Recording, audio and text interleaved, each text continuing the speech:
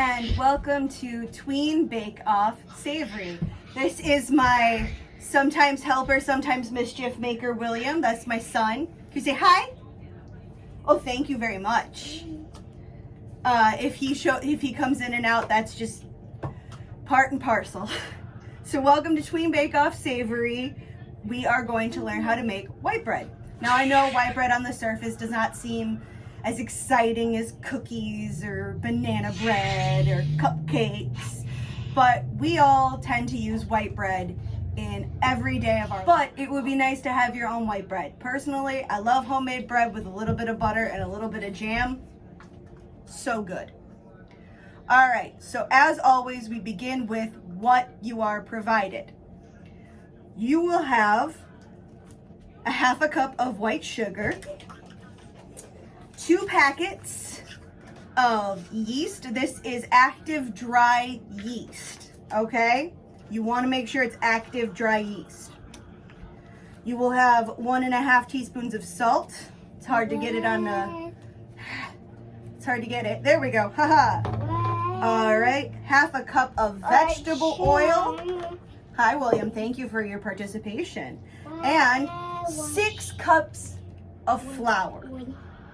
And you're gonna need a little bit extra for dusting the table or work surface that you're on. So what you will need is 2 cups of warm water. Now I use my electric kettle to heat it up. It keeps it warm for a fairly good amount of time. So I just leave it in my kettle until I need it. And you're gonna want a liquid measuring cup for 2 cups of water. You're gonna need 2 tablespoons of butter, a large bowl, 2 9-inch loaf pans. Sorry, I have to uncover them. So yours might look metal like this or glass like this. I have one of both, so I'm going to use both so I can show you guys what the difference is. Usually there's not actually a whole lot of difference between glass and metal. It sometimes varies a little bit with baking times. All right, and you're also going to need a tea towel or kitchen towel. I don't have a clean one at the moment, but I do have my son's Spider-Man towel. So it's a little bit lighter weight than a regular towel because it's a kid's towel. So you just want something that's not going to be too heavy, but is going to keep it nice and humid and warm while our dough rises. You're also going to need an electric mixer, either a hand mixer like this or a stand mixer. Either way works perfectly fine. And last but not least, you're going to want some plastic wrap. All right, let's get set up with stage 1 and I will see you in a moment. Okay, so first step is we are going to mix together our sugar and warm water. So I'm going to take my warm water and I'm going to pour out 2 cups. When you are measuring a liquid, you always want to get down to the level of the cup so that you have an even eye with it. Always, always, always. It genuinely makes it much better and it makes sure you're getting the right amount. So, our water is nice and warm, but nowhere near is it boiling. Like I can touch the side of this, I can touch this, my hand isn't burning, it's not boiling water. It's perfect, because anything colder than that and it will not, the yeast won't bloom. Anything hotter and you'll actually kill the yeast. So we're gonna put our sugar in, because basically what's happening right here is our sugar is the food for the yeast. We're trying to wake the yeast up. And that is because when the yeast are awake, they eat up all of these sugar molecules and then they burp out carbon dioxide, which is good. That's actually what we normally breathe out.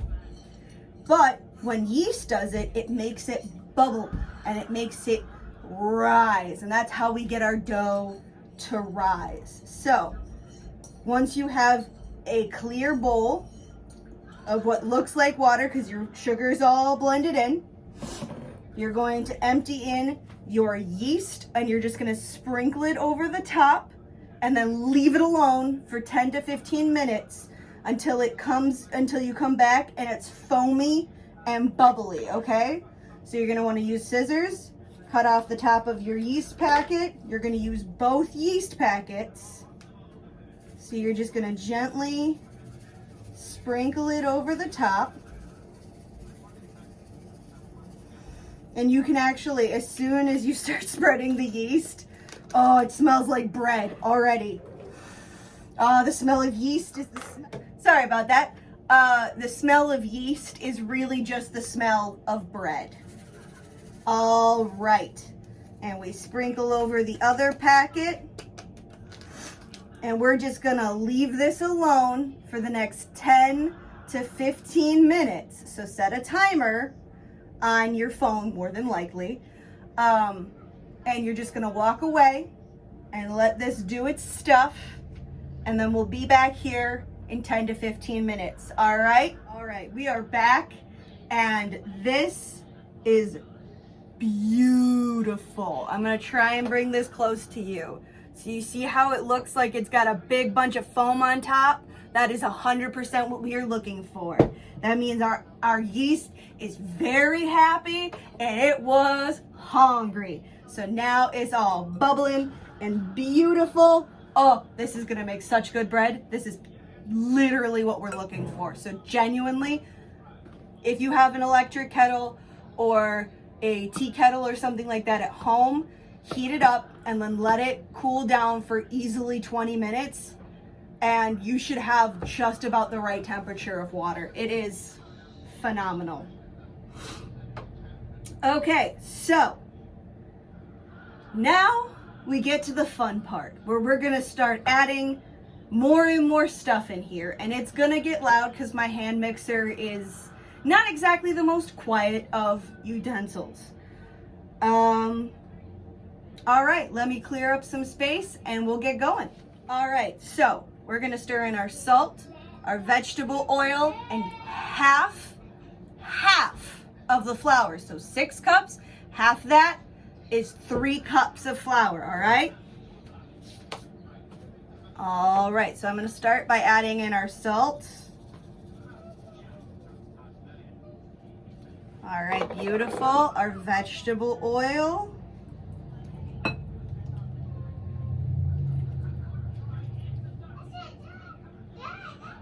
There we go. And because I like to make sure, I mean, you don't have to be like super conscientious. You can eyeball half, but I like to try and make it as even as possible because I usually find that when they say half, they really actually mean half. So I take about 3 cups scooped out. Not perfect, but at least together. And then we're gonna get this mixing. All right, so this is gonna get a little bit loud, but we're gonna stir all this together and we're gonna slowly add the rest of the dough after all of this is mixed together, okay? So, low and slow is how we do for any powdery substance. If you want to, you can go in there and try and get some liquid into your flour, because let's be honest, anytime that you start stirring anything that's powdery or floury, you're gonna get the big old of flour. So I like to try and wet my flour a little bit before I start mixing.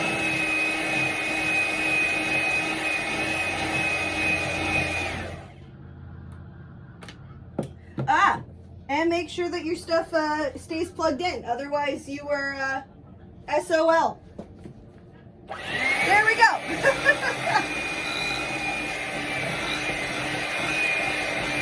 All right.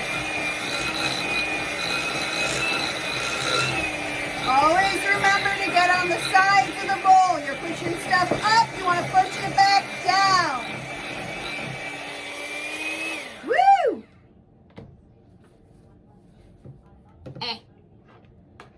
One part about baking that you learn pretty quick is you're going to get messy no matter what you do. And apparently can't make anything stand up. There we go.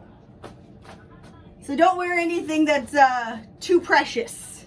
You really, really don't want to do that one. So we're going to add the remaining flour. Now, it does say that if you are using a stand-up mixer, you can use a dough hook, which is, it looks very similar to the paddle, but it's like half and it's literally a hook. It looks kind of like that. And it whips around and it kind of scoops things up and makes it so that, that way,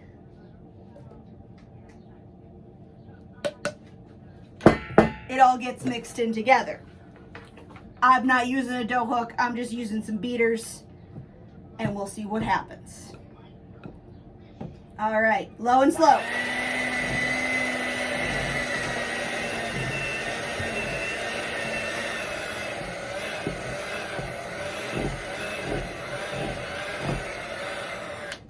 All right, and because this is bread, it's very sticky.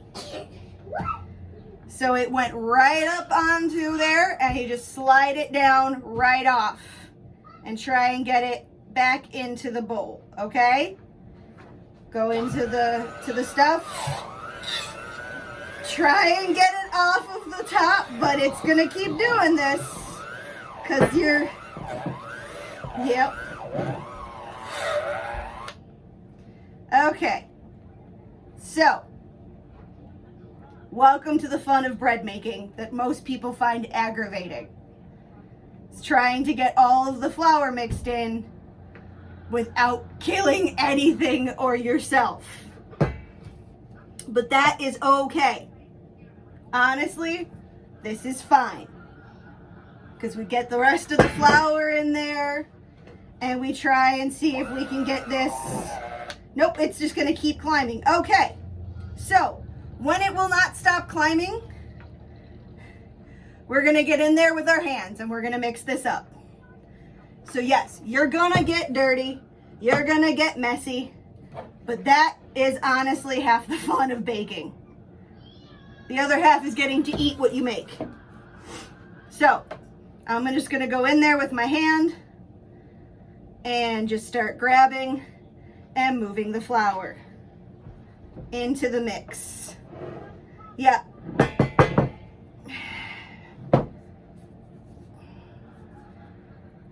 Yeah, it's a lot easier with a dough hook, but you get used to it after a while. So then you just scoop it up, flip it, scoop it up, flip it. You're trying to make sure that you get all that flour worked into this, okay? Solid. All right, and then you can just take out the rest of, if there's any flour left over, just take that out. Go ahead, sprinkle it on the table or the work surface that you're working on, and then we're gonna learn how to knead bread. This is either the worst part or the best part, depending on your circumstance and your personality. Now, kneading bread is a workout for your arms. Okay. So you're gonna knead it for about 2 to 3 minutes. Now, so what I like to do is I push down and push out, flip it over, turn it, push out, work my arms and the bottom heels, the heel of your palm. That's what you're using. You're gonna turn it and flip it. And what we're doing is we are building up the gluten in the flour that we put in here. And that's gonna make it so that our bread is got a really good structure to it, where it's not going to not want to open up, and it's going to be very stodgy and feel gross on the mouth. So just keep doing this for 2 to 3 minutes. And if you want to get real fun, slam it down. Take out that aggression, get out that aggression. You want to have a nice smooth dough when you are done. So it is fine. Be rough. Play with it. Personally, I like kneading dough. Yeah, it's a workout. Yeah, it's a pain in the patoot. But dang it, I get to throw dough around and it's fun. All right. So, you see how our dough is really starting to come together and stays in one nice ball and doesn't really leave traces on the floor or on the table anymore? That's good. We want it to be a nice smooth dough. So what do? We need it a little bit more. This is just going forward and then pulling back, forward and then pulling back. And then spin it around and make sure you get it really, really well kneaded. All right. That, whoop, almost dropped my dough. That should be about what you're looking for. Like, it's not going to be perfectly smooth. Nothing ever is. But what it is going to be is it's going to be cohesive. It's going to stick together. Hear that? That's what we're looking for in a loaf, or in a ball of dough, really. So, now, what we're gonna do is we're gonna place this into a oiled container. So, if you have some extra oil lying around, you can take it. And my personal favorite trick, take some paper towels, fold them up a couple times, put it right on top of there, let the oil seep in a little bit, move it around a little bit. All right, and you are gonna wanna make sure that this is a well oiled. They are not kidding, this will stick to everything that isn't oiled. So if you are in any doubt, you go back in and you make sure that you oiled every bit of this bowl, because it will get large and in charge, and it will take whatever bowl shape that you have and run with it. So make sure you get those edges. Make sure you get that bottom and all upon the sides. All right, then we take our dough and drop it in. We are going to cover it with plastic wrap because that helps keep the heat and the humidity inside of the dough. Oh, my helper has decided to come back. I see after all the hard work is done, buddy. So you don't want to be super tight with it because you want to be able to let it grow, but you also don't want it to be super duper loose. Then you're going to grab your towel and you're going to just take it, and because mine is really big, I can actually just take it, go over the whole thing, and wrap right up underneath it, because you're trying to keep this warm and quiet. Yep, I can already feel air building up. Now, we are going to let this rest and rise for an entire hour. Okay, that is 1 whole hour, 60 minutes. You are not going to touch your dough. You're not going to peep at your dough. You are going to leave it alone in a nice, warm place. If you do not have a nice, warm place, you can do a slew of things. Because what we are doing is we are proving our dough. You can use your oven on its lowest setting. Or actually, no, you don't even turn your oven on. You use your oven with a pan of boiling water on a different rack. You put the bread dough on the top rack above it, and then the steam will help the dough prove. Do the same thing when it comes to using a slow cooker. You put some water in the bottom, you turn it on, you flip the lid over, you put your bowl of dough on top, and you let that steam come up. But that is only if you do not have a warm spot in your home. You can always use sunlight. Since we are in summer right now, it's your best friend. Don't put it outside because that's too hot. That's up to too many things. So I will see you all in 1 hour. All right. Okay, so now we're back after an hour, and I don't know if you can see this. This bubble right here, this is what we're looking for. So, big reveal. Da, da, da, da, da, da, da, da, da, da, da. Oh, she's beautiful. That is huge. We want to see this. This is what yeast is. This is what it does. Oh, it's beautiful. Okay. So, this is what your bread should look like at this stage. Like, it's going to be a little bit different than mine because mine has a weird top to it. But that's beautiful. So, we're going to grease our 2 pans. I'm going to do this in the same way that I did with the bowl, which is I'm just going to take some vegetable oil on a paper towel, and I am going to just grease the heck out of them. So that way I know that the bread isn't going to stick. Now, when it comes to a pan, you have corners. The best advice I can give you is you go into each corner and you just dig around in there with your grease until you are absolutely positive that it has got grease on it.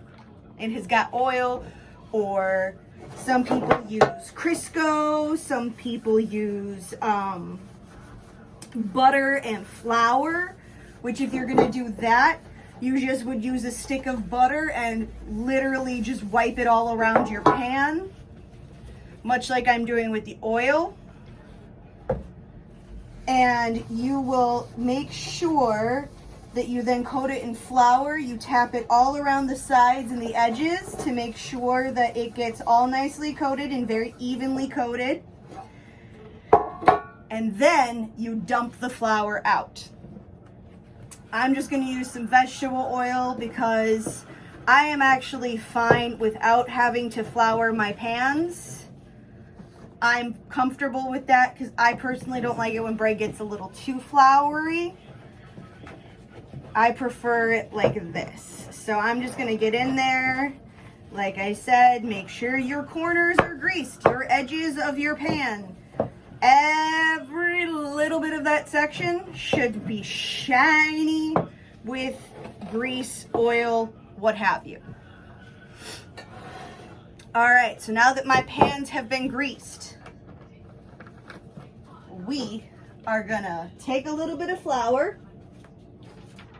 and we're gonna spread it out like we did before onto the surface. And I mean genuinely, yes, I'm using a cup measure, but you do not need a cup. Well, I'll just flour this surface.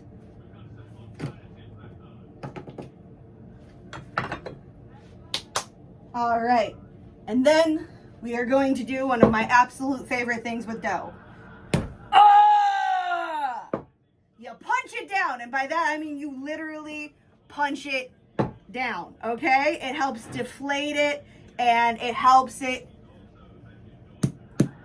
to get out of the bowl. So, whoop, there we go. Beautiful. Just make sure you grab anything that hung on, because believe me, you do not want to leave deliciousness laying there. Okay, so personally, I like to give it a flip because that way it's a little bit of flour on all of it and it's a lot less likely to get stuck. So we're gonna divide our dough into 2 even sections. I personally am just gonna eyeball it and just do it with my fingers, rip it apart, and make myself 2 even sections. Put one section to the side, and then, now if you have a rolling pin, you are more than welcome to use one. If you don't, you're going to do what I'm doing, which is using the ball of your palm right down here. You're going to just kind of push down and push out, and you're going to use it from the center. You can use your fingertips, that's fine, but you are trying to get to a 9-inch by 13-inch rectangle.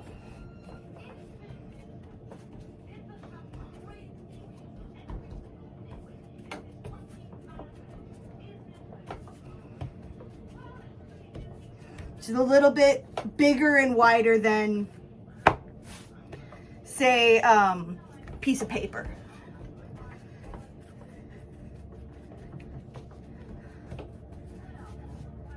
And it's not going to be a perfect rectangle. You just got to kind of accept that.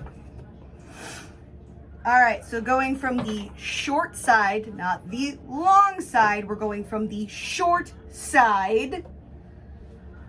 We are going to roll the dough. So, I'm going to take my short side, and I'm just going to go and roll the dough like that. All right, and then we are going to fold the ends under. Whoop. And we're going to use our fingertips, and we're going to try and pinch the seam closed. We want to not have a big seam. We want to have almost no seam whatsoever. So what we're going to do is do that. We're going to fold our sides under and then drop it, pat it down a little bit, and then we're going to do the same thing to the other side. So get some flour on here, make sure that it doesn't stick to the table. And then,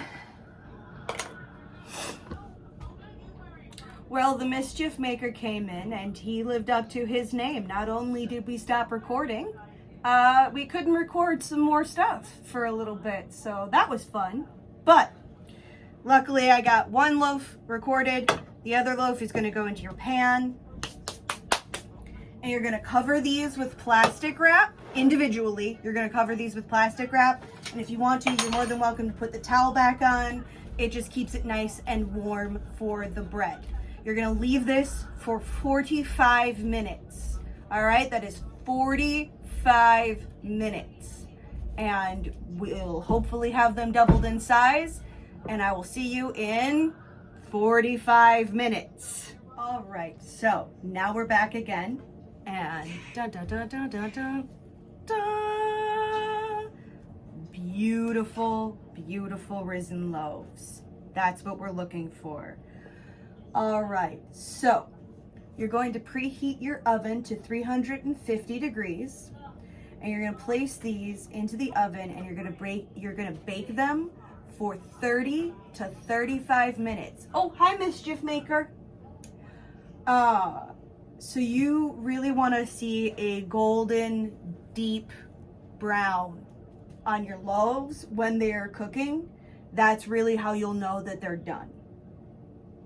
You're going to remove them from the oven, and then you're going to spread your 2 tablespoons, so about 1 tablespoon each, over the top. And we'll get to that when these are done cooking. But right now, you're going to preheat your oven to 350 degrees, and then you're going to cook for 30 to 35 minutes.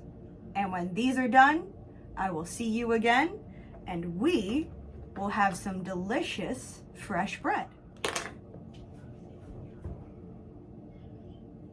Okay, just to make absolutely positively sure, I'm going to include this and I'm going to look you face to face.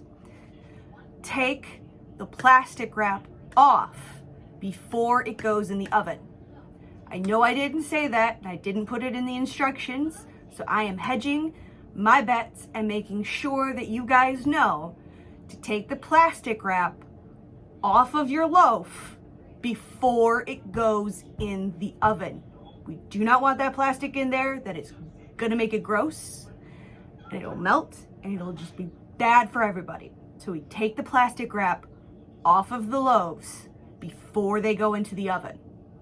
Okay, now I'll see you when they're done baking. All right, so our bread is officially out of the oven, which is beautiful. We've got a nice golden brown top. And since we know that we're gonna have to butter it, and it says 2 tablespoons, but like, it's ours, it's my bread. I'm gonna butter it my way, which is just take the stick and then just let the heat melt the butter directly onto the bread. And that's gonna give you a nice butter crust. All right. Thank you, Mischief Maker. So after we are done buttering our bread, we are going to let this rest for at least 10 minutes before you transfer it to a cooling rack. Which means you're gonna let it rest for at least 10 minutes before you try popping the bread out of the loaf pan.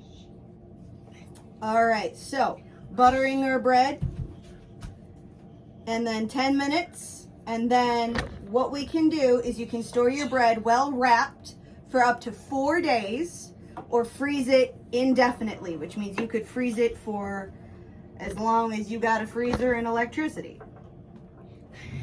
All right, that should be a nice buttery loaf. And that is white bread.